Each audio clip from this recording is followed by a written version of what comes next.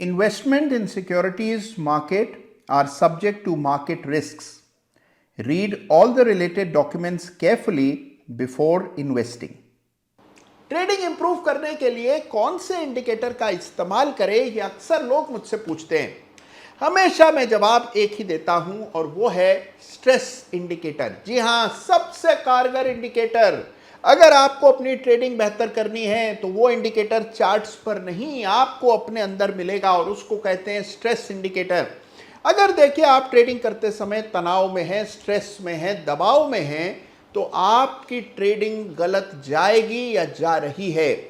अगर आपकी trading stress free है, यानी कि उसमें किसी भी प्रकार का कोई प्रेशर आपको महसूस नहीं हो रहा, आप किसी तनाव में नहीं हैं, सारे फैसले बिल्कुल आराम से, शांति से, हंसते हुए चेहरे के साथ आप कर पाते हैं, तभी आप ट्रेडिंग में सफल होंगे।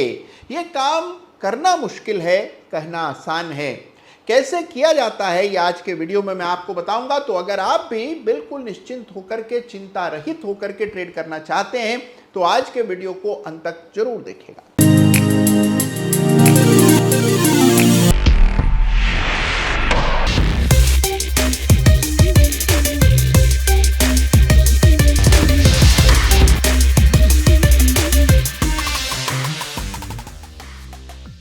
नमस्कार, जय श्री राम। भाई देखिए, ये तो आप जरूर मानेंगे कि ट्रेडिंग खेल दिमाग का है, साइकोलॉजिकल है, और अगर आपको ट्रेडिंग में आगे बढ़ना है, सफलता हासिल करनी है, तो अपनी साइकोलॉजी को मुट्ठी में करना पड़ेगा। अब अपनी साइकोलॉजी का कोई इंडिकेटर नहीं है, लेकिन हमें अपने मन में पता होता है कि हमारी साइकोलॉजी कब हमें गलत रास्ते पर ले जा रही है।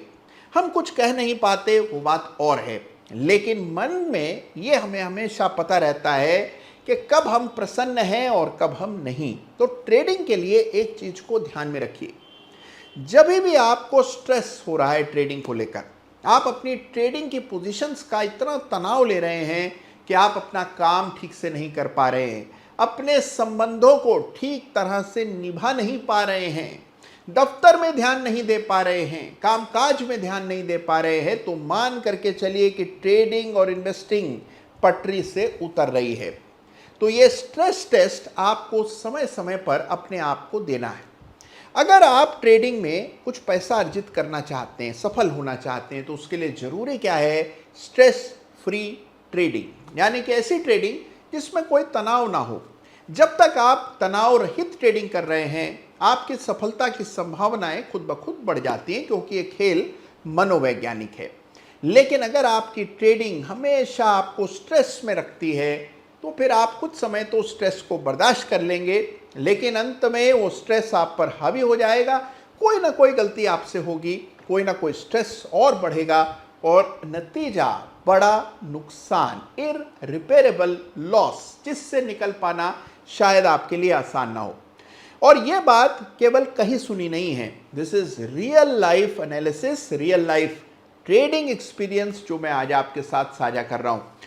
तो अब सवाल यह है कि हम अपनी ट्रेडिंग में से स्ट्रेस को कैसे हटाएं, कैसे निजात पाएं स्ट्रेस से।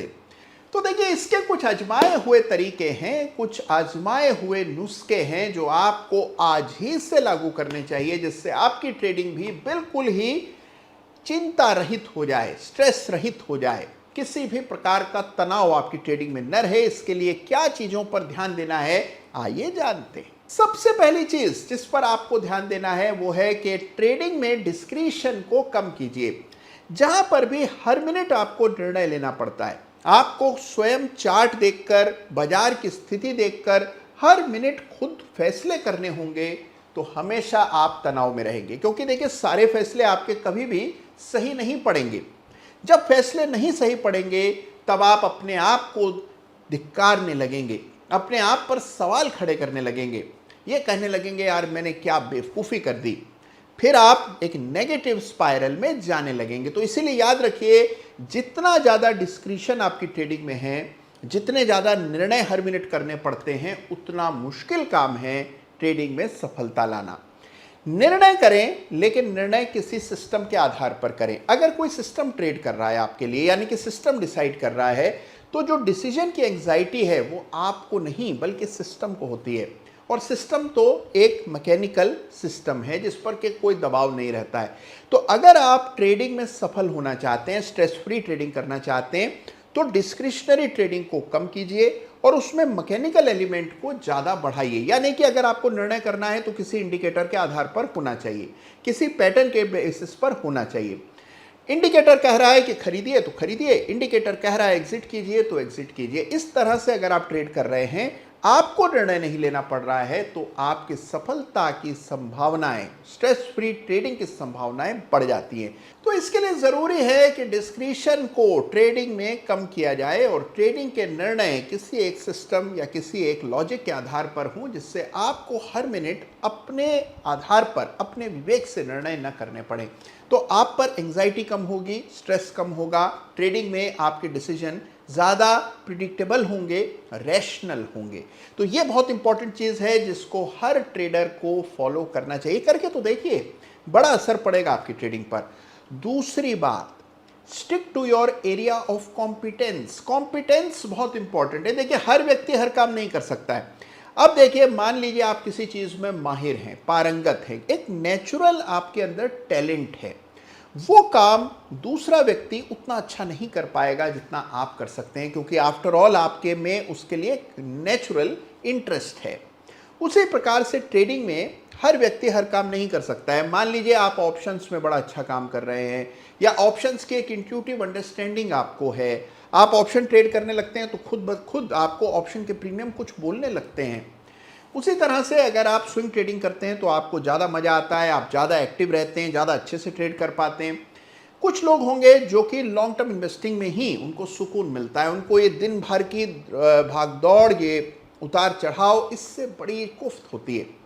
तो हर व्यक्ति अलग है, अलग प्रकार से सोचता है, यानी कि सबके एरिया ऑफ कॉम्पिटेंस अलग अलग है।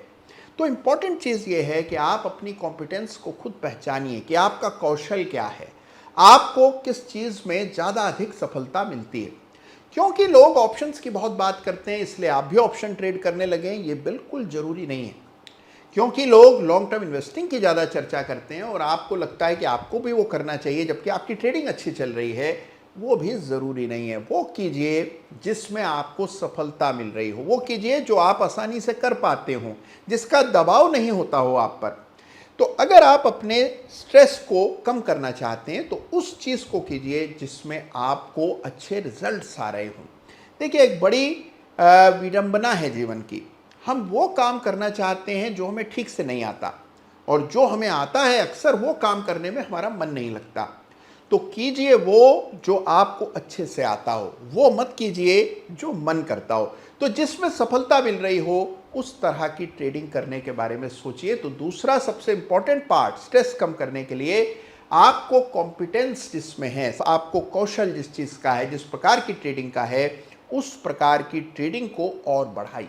भाई देखिए, ट्रेडिंग का एक सत्य है, और सत्य यह है कि ट्रेडिंग और इन्वेस्टिंग में जो पैसा बनता है, जो रिटर्न आते हैं, वो आपके सैलरी चेक की तरह हमेशा प्रिडिक्टेबल नहीं होते हैं। यानी कि उनको आप पहले से उसका अंदाज़ा नहीं लगा सकते हैं कि भाई मार्च में इतनी कमाई होगी, फिर अप्रैल में हम इतना कमाएंगे, फिर हम जून में इतना कमाएंगे। यानी कि आपकी कमाई, आमदनी किस तरह से डिस्ट्रीब्यूटेड होगी, इसका पहले से अनुमान नहीं लगा सकते हैं। ट्रेडिंग और इन्वेस्टिंग में अक्सर आमदनी बंचटअप होती है, यानी कि एक साथ 2-3 महीने में बड़ी अच्छी आमदनी हुई और उसके बाद 3-4 महीने तक पैसा बना ही नहीं, फिर एक साथ बहुत पैसा बना किसी महीने, और फिर कई महीनों तक या कई दिनों तक आपने उस तरह के रिटर्न नहीं देखे। अगर आप ये सोच बैठें कि ये जो रिटर्न अभी आपको 2 महीनों में, 3 महीनों में बहुत अच्छे आए हैं, मान लीजिए यही रिटर्न हमेशा पूरा जीवन पर्यंत चलते रहेंगे, तो आपको हमेशा स्ट्रेस रहेगा, आपको लगेगा वो पहले जैसी बात नहीं है। इस चीज़ को स्वीकार कर लीजिए कि ट्रेडिंग में रिटर्न हमेशा बंचड होते हैं और अनप्रिडिक्टेबल होते हैं। जब आप इस चीज़ को स्वीकार कर लेते हैं, समझ लेते हैं, तो फिर आपको ट्रेडिंग के रिटर्न्स की चिंता नहीं होती। आप अपनी ट्रेडिंग रिटर्न्स को पीरियोडिकली, यानी कि साल भर के हिसाब से या 6 महीने के हिसाब से उसको एनालाइज करते हैं। जब आप साल दर साल अपने रिटर्न को देखते हैं तो आप उससे संतुष्ट रहते हैं, लेकिन अगर आप हर दिन के रिटर्न को देखते हैं तो हमेशा तनाव रहता है। तो इंपॉर्टेंट चीज़ ये है कि रिटर्न्स जो ट्रेडिंग से या इन्वेस्टिंग से आप निकाल रहे हैं उन रिटर्न्स को एक एनुअल या फिर सेमी एनुअल बेसिस पर आपको इवेल्युएट करना चाहिए, यानी कि कुछ गैप दीजिए, क्योंकि ट्रेडिंग में रिटर्न हर दिन पैसा बने या हर महीना पैसा बने ये जरूरी नहीं है, ये आपकी सैलरी से इस तरह से अलग है। तो अगर आप ये बात समझ जाते हैं तो स्ट्रेस नहीं होता, आप अपने आप को समय देते हैं, अपनी ट्रेडिंग को समय देते हैं, उस तरह का दबाव नहीं होता आप पर कि इस महीने तो कुछ पैसा निकालना ही है। तो अगर आप दबाव के साथ ट्रेड करेंगे तो कुछ ना कुछ गलती करेंगे, कोई आधा अधूरा ट्रेड दिख रहा होगा उसको भी ले लेंगे, कोई रिस्क भी उठा लेंगे ये सोच करके भाई इस महीने का तो टारगेट पूरा करना है, तो वो टारगेट अपने ऊपर ना रखें। तो इस दबाव को अपनी ट्रेडिंग से हटाइए और मान करके चलिए कि जो रिटर्न आपको मिलेंगे वो over a period of time play out करेंगे, और कब होंगे ये आप पहले से इसका अंदाजा नहीं लगा सकते हैं। चौथा पॉइंट जो कि ट्रेडिंग में तनाव कम करने के लिए बेहद जरूरी है, जो हम सब जानते हैं कि भाई जो भी आपको नुकसान हो सकता है ट्रेडिंग में, जो भी आपके मॉडल का मैक्सिमम रिस्क है, पहली बात तो आपको अपने मॉडल का जो मैक्सिमम रिस्क है उसको पहले तय करके चलना चाहिए कि भाई ठीक है, अगर सब चीजें बिल्कुल गलत गई, जो सोचा था वो नहीं हुआ और जो नहीं सोचा था वही होता रहा, तो फिर किस तरह का नुकसान, maximum worst to worst situation में क्या नुकसान हो सकता है, उसको क्रिस्टलाइज कर लीजिए, यानी कि उसको अपने सामने लिख दीजिए कि भाई ये मैक्सिमम लॉस है।